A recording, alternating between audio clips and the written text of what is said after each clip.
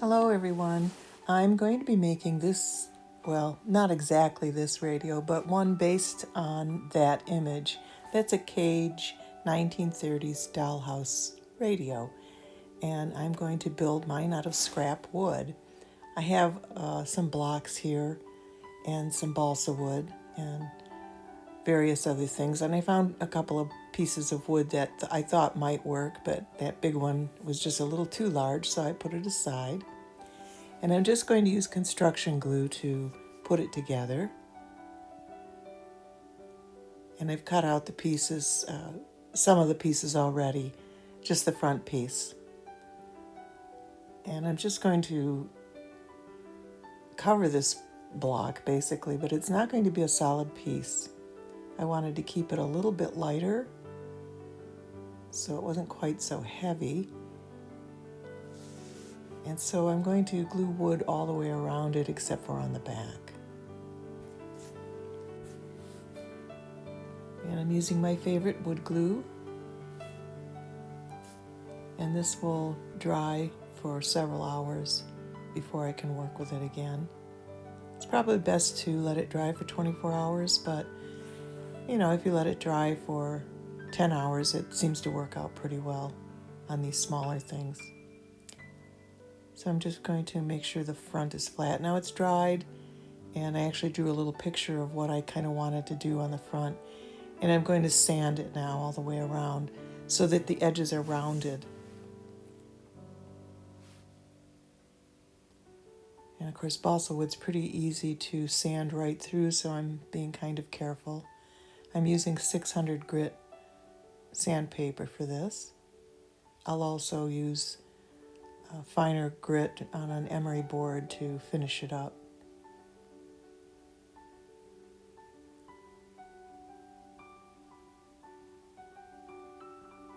And I think you can see how I left the back open here and there, but I will turn it around eventually so that you can see it. And I'm doing all the sides around the top, edges that is, and I'll sand the bottom.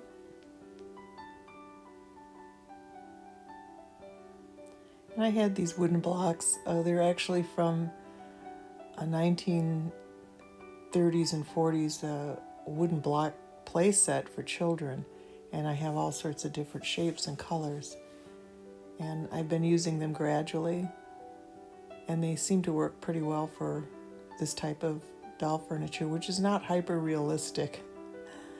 It has, as I've talked about before, I'm not going for realism, strict realism. I'm trying to imitate the style of the Cage and Strombacher dollhouse furnishings that were quite rough in a way, but they had their own charm. So I'm just continuing to sand. At some point, I'm going to do more realistic pieces as time goes on. What I'm trying to do, and of course I've said this before, is I'm going to furnish my Keystone of Boston dollhouse with furniture that I make. And I'm going to keep them in the style of the period. Keystone didn't make doll furniture for doll houses. They made doll furniture, but for larger dolls. What I'm doing is I have these wooden stir sticks, coffee stir sticks. I'm just going to cut these and use these as a trim. And I'll put some all the way around the base, and then I'm going to use some for some decorative sides on it when I get there. Then I'll have to glue these on first.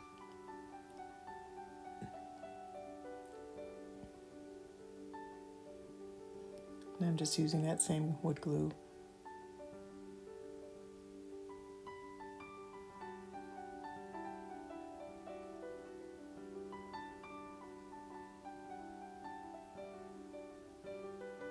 My hands are full of paint. I was painting lampstands. I was making 3 lamps. You can see them sort of up in the upper part there, blue, pink, and brown. And I'll have a short video on how I made those at some point too.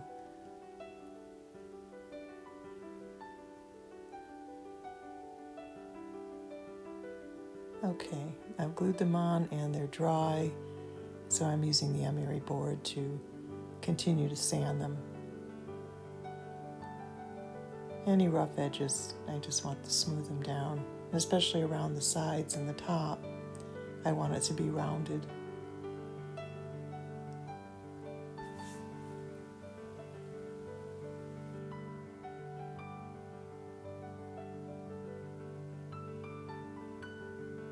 And that's looking better.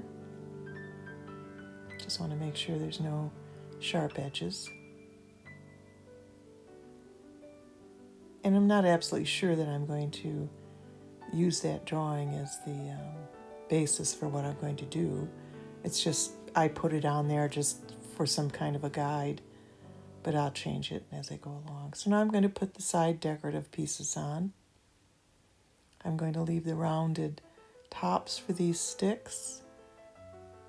And again, they're just wooden stir sticks. I bought a bundle of them some time ago, and they seem to work out really well for certain things, and they're inexpensive. I got them from Amazon. So I'm going to put these on the sides. And I'm just fooling with drawing on the surface here, but that's not where these things are going to actually go in the end. The knobs and the dial. I'll just sand these bottoms a little bit, make sure that they fit.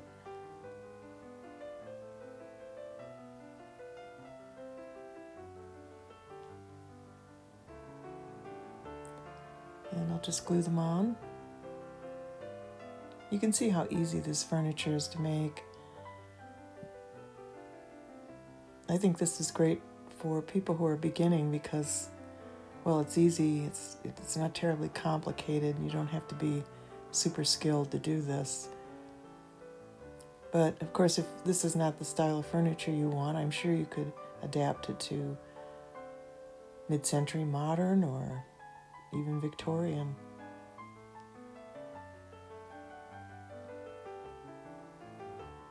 But they made this, the Cage and Strombacher companies made doll furniture during the middle of the Depression, the Great Depression.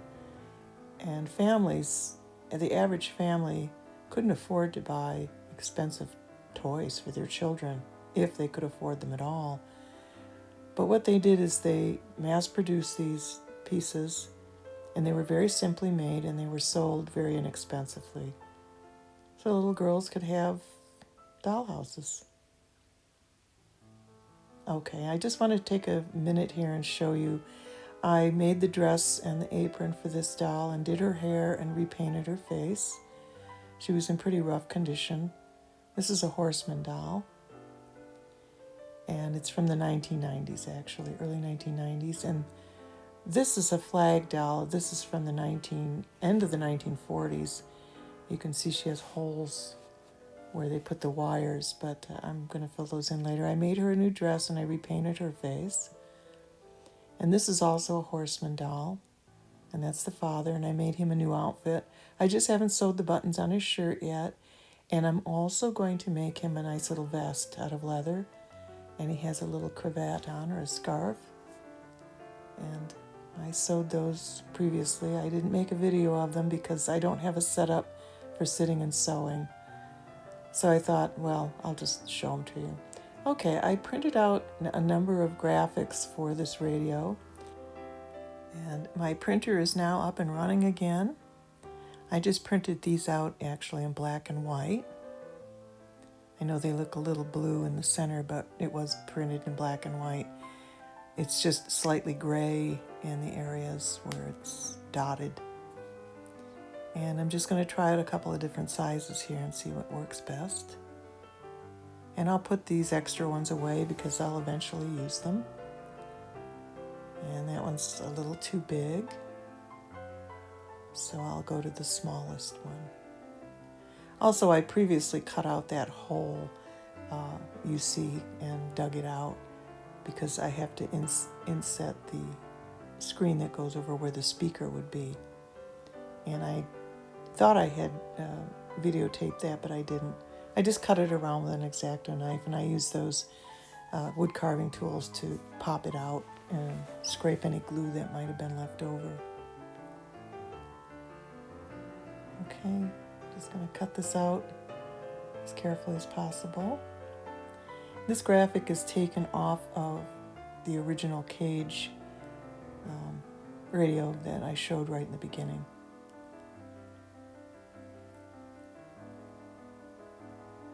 It has some changes to it, but it's basically the same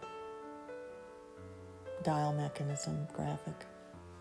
So I'm going to mix up some paint. I'm going to use various colors. That's burnt sienna, some black.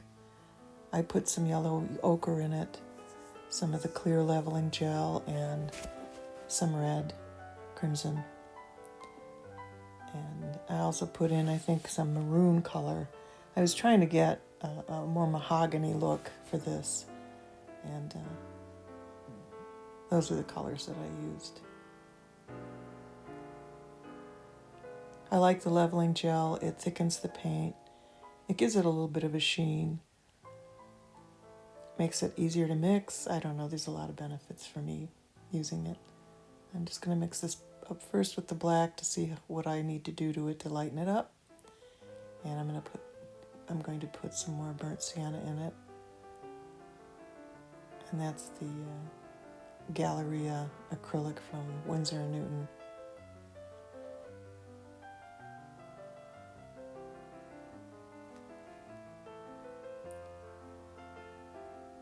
And it still needs to be brightened up.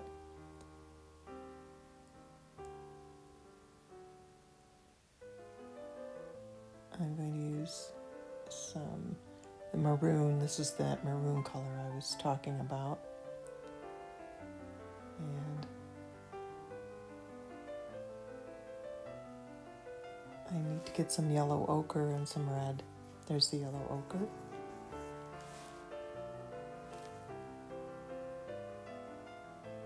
And this is golden paint.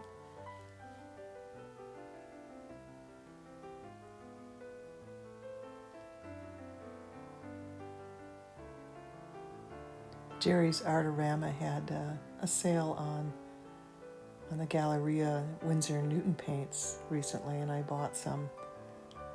I don't know if you're familiar with Jerry's Artarama, but they do have good sales, and I will leave a link to them in the bottom. So that's the color I'm after. I'll have to give this 2 coats, maybe 3.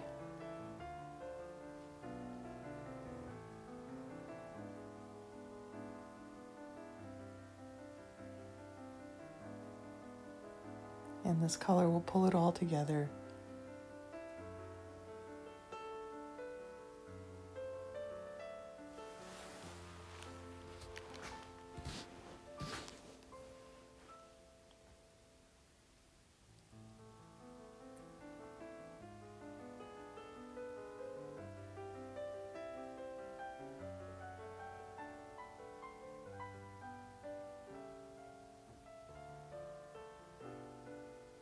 I will paint the inside back as well. The whole thing will be painted eventually.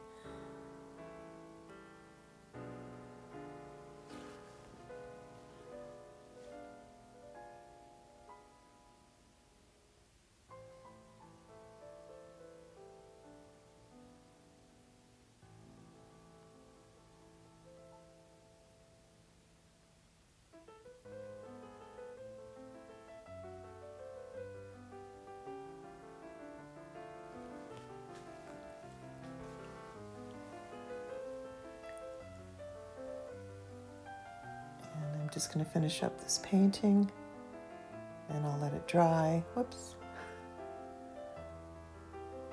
And then I'll put another coat on as soon as it's dry. And now I have the little graphic, and I mixed up a little bit of acrylic gloss paint and just a tiny bit of the yellow ochre and a little teeny weeny bit of red, because I want it to have an aged look to it.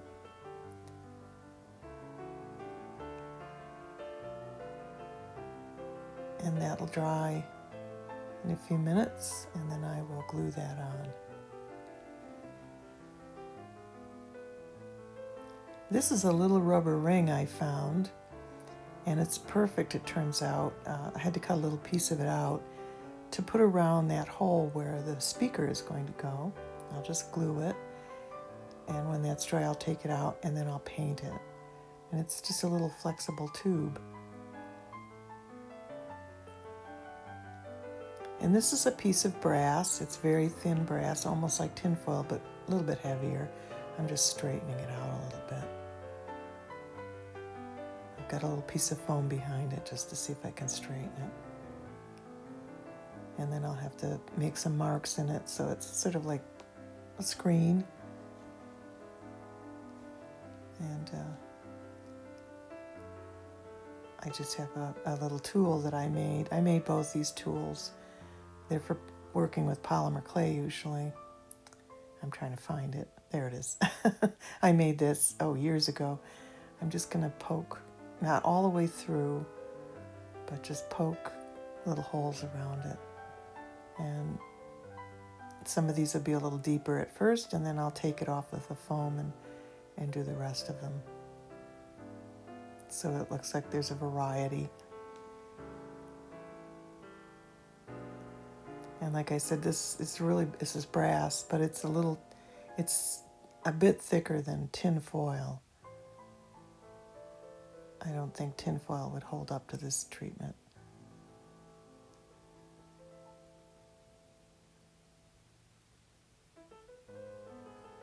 In the original ones, I think they just painted it gold where the speaker mesh went to cover the speaker. But I'm going to actually put something a little better than that in there. Not much better, but a little bit.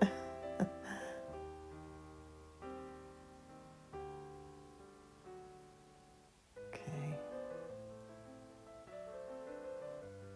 I'm just going to straighten it out a bit. And that's dry now, that little graphic. And here's my radio. It has to be painted again. So I'm just going to go over it another time. And later I'll paint the actual back of it inside where there's wood still showing. So the whole thing will be covered with paint.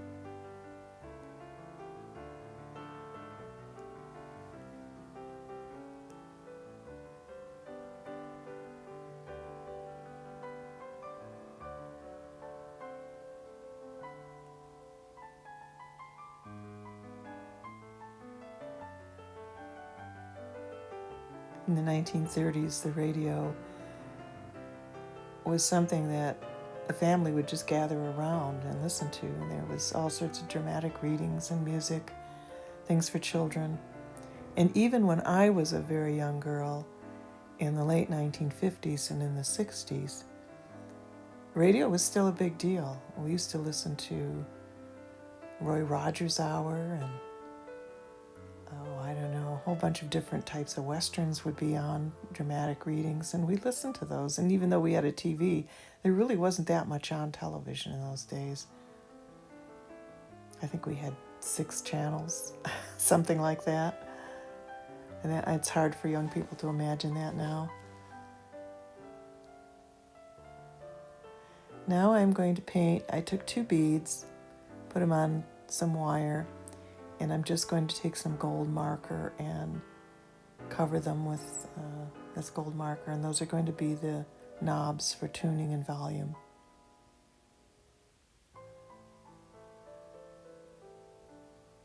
And I'll just stick them in that foam to let them dry.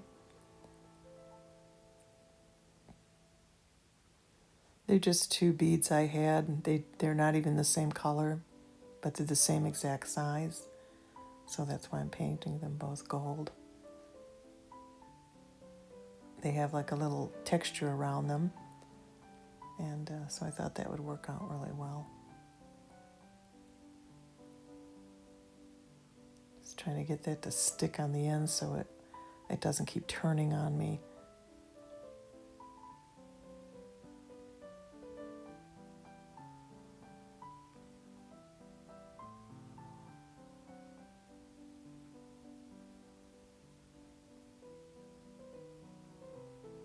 No, it just keeps it keeps going south. So I have to fix this little wire because I want it to stay up. And I'll have to paint it again because it's probably smeared off.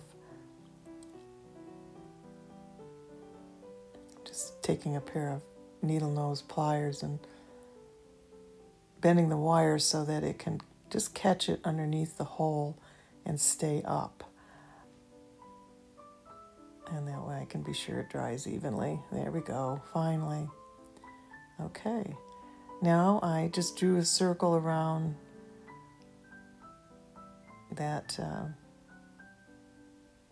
piece of brass, and that piece of plastic is going to go over it.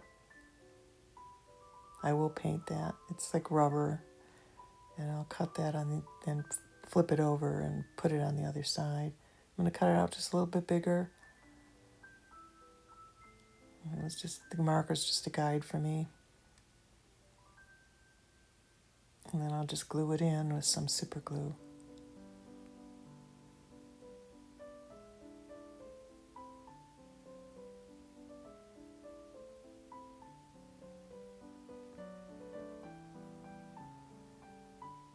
That looks like that fits perfectly, so the edges will be covered. Now, I'm going to paint the ring. And I'm just going to use the same paint that I used on the cabinet radio.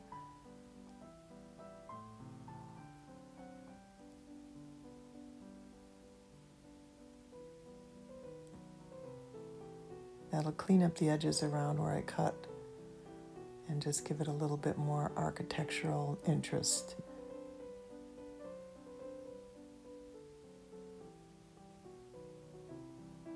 And this will probably have to have 2 coats too. I can't imagine 1 coat working just by itself on that piece of rubber. I'm not even sure what that pink piece of rubber came from. I had 2 of these circles of this pink rubber, and I just kept them, and I don't remember what they were from even. But I'm glad I did keep it because I'm using it now. This is just gel, the gel super glue. Okay, just gotta push it in. I'm going to get a Q-tip to make sure it goes in all the way, and then I'll glue in the circle.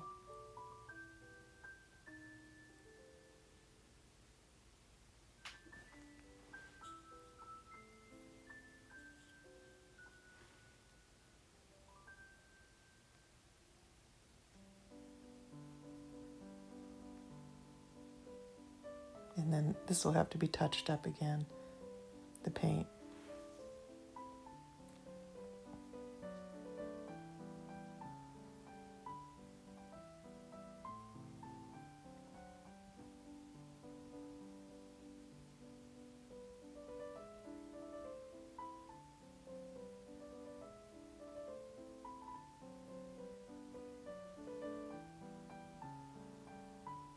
The reason why I got interested in these 1930s furniture is because I bought a dollhouse, and I saw it at an antique store, and it had lots of doll furniture in it.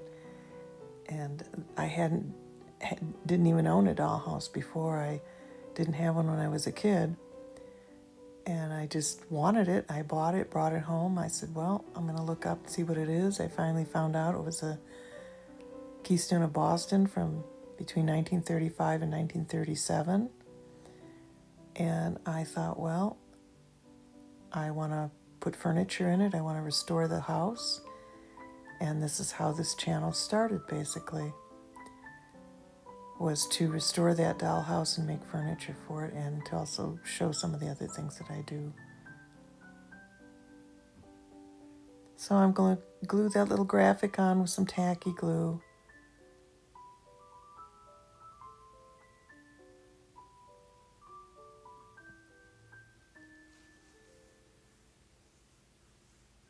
Oops. I just have to get it on there just right. Make sure it's straight.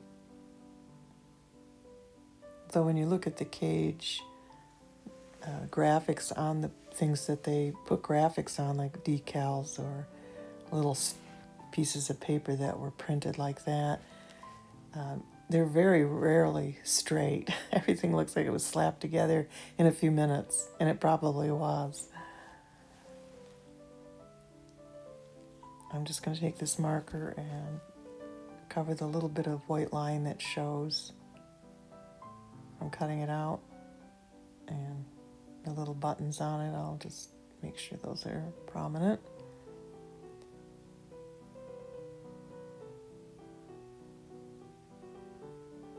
I'm just going to put a little brown touch-up paint around where my sticky fingers put glue. Go around the edges a little more, make sure everything is covered.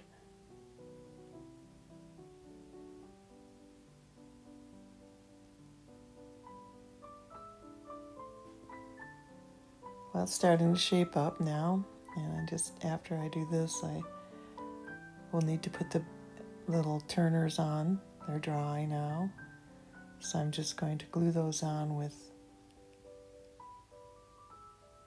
super glue, the gel super glue.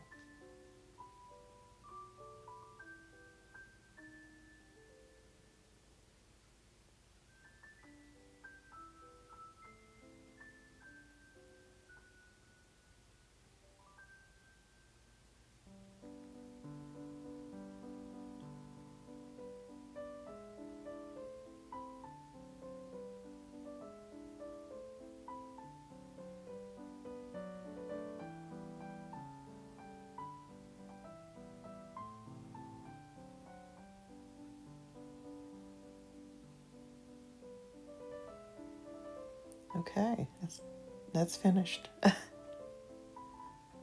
there it is.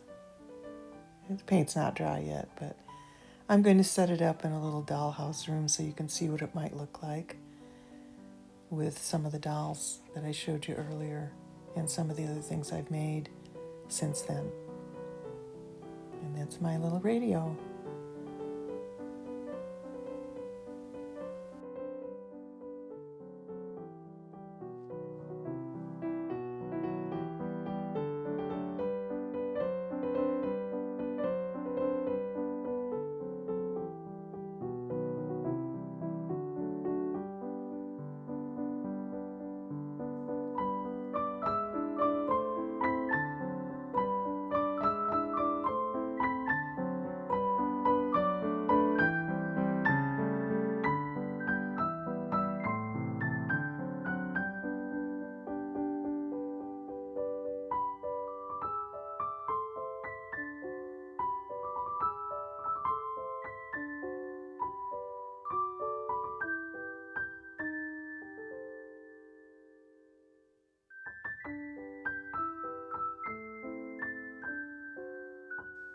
Bye-bye.